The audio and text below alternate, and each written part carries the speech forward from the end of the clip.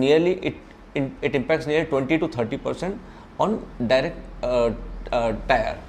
नमस्कार दोस्तों, मैं दीपेश बजाज श्री बजाज से फिर आपके सामने हैं। दोस्तों आज हम डिस्कस करेंगे करंट सिनेरियो में टायर मार्केट कैसा रिएक्ट करेगा और टायर मार्केट पे क्या इफेक्ट होगा और हमको क्या प्रिकॉशन लेने रहेंगे, इस चीज़ पे डिस्कस करेंगे।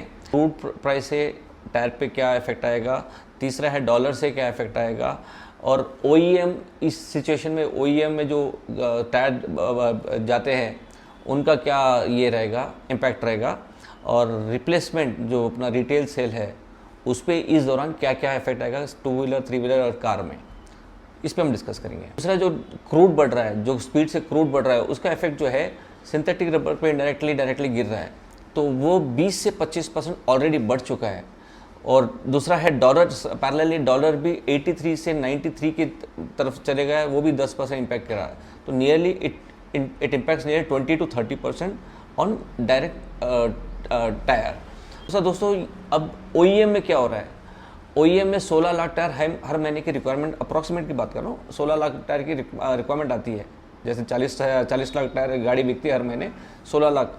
अब OEM में क्या होता है कि गैस कटिंग का काफ़ी यूसेज हो जाता है, जिससे LPG CNG जो भी यूज़ करते हैं उससे गैस कटिंग होता है, तो वो उसकी शॉर्टेज होने से OEM में भी शॉर्टफॉल होगा, मैन्युफैक्चरिंग में शॉर्टफॉल होगा। उसका पैरेलल इम्पैक्ट जो है, जो सप्लाई चेन है, मतलब जो कंपनीज OEM के जो डिमांड के टायर आते हैं, जो क्वांटिटी में सप्लाई करती है, उनका उसको सेटबैक गिरेगा। तो OEM के सेगमेंट के टायर्स है वो पहले अप होना चालू हो जाएंगे, तो ये एक इफेक्ट रहेगा। और अब मेन मुद्दे पे आते हैं कि रिप्लेसमेंट मार्केट जो अपना रिटेल है उसका क्या एक्शन रहेगा। रिटेल अभी जो है, आप एक चीज़ समझिए, अब मैं 3 व्हीलर की बात करता हूँ। 3 व्हीलर में जो 30 से 35 लाख गाड़ी है, ऑटो है, उसमें 70% CNG यूज़ होता है।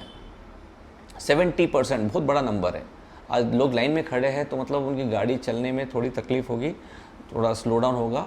तो CNG की वजह से 3 व्हीलर सेगमेंट में 1-2 महीने में स्लम अच्छा दिखेगा, आपको स्लो डाउन रहेगा, तो ये सेगमेंट में ज़रा हिट होगा। लेकिन अब दूसरा इफेक्ट आता है कार में भी जो है CNG टैक्सी सेगमेंट में काफ़ी यूज़ होता है, तो यहाँ पे भी इफेक्ट आना चालू हो जाएगा। टैक्सी की जो है हमारी 40 to 50% सेल जो है टैक्सी सेगमेंट में होती है, वहाँ पे थोड़ा इम्पैक्ट आएगा हमको, जो CNG पे डिपेंड है।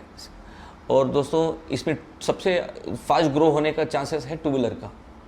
2 व्हीलर में ग्रोथ आपको अच्छी लगेगी, अच्छी दिखेगी। इसमें ओवरऑल कंपनी को भी बहुत बड़ा सेटबैक रहेगा, OEM का सेटबैक मिलेगा, और सिंथेटिक रबर का प्राइस इंक्रीज का जो है सेटबैक मिलेगा, और मार्केट स्लम जो होने का उसका थोड़ा सेटबैक मिलेगा। तो ओवरऑल कंपनियों को थोड़ा सस्टेन करना थोड़ा दिक्कत होगा। पर दोस्तों अभी सबसे इम्पॉर्टेंट चीज़, हाउ एक अपने दुकानदार अपने बिज़नेस को देखना चाहिए, जिसके भी जो भी कोई भी डीलरशिप है, अभी नेक्स्ट मंथ 1 तारीख से, अप्रैल से टारगेट के प्रेशर में जाना नहीं, क्योंकि टारगेट इतना इजी अचीव नहीं होगा। एक बार अगर आप एंट्री कर लिया टारगेट में तो आपको कंप्लीट करना रहेगा।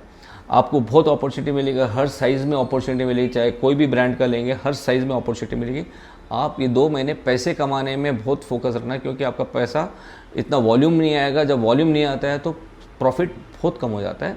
तो अभी प्रॉफिट बनाने पे फोकस रखना, क्योंकि मार्केट में सस्टेन करना है तो प्रॉफिट ज़रूरी है आपको। तो बेसिकली मैं समझना चाह रहा हूँ कि आपका पैसा अभी ब्लॉक मत कीजिए, आप फ्री रहिए। फ्री रह के जो चीज़ में अच्छे आपको ऑफर्स आते हैं, प्लीज़ उस पर फोकस कीजिए। धन्यवाद।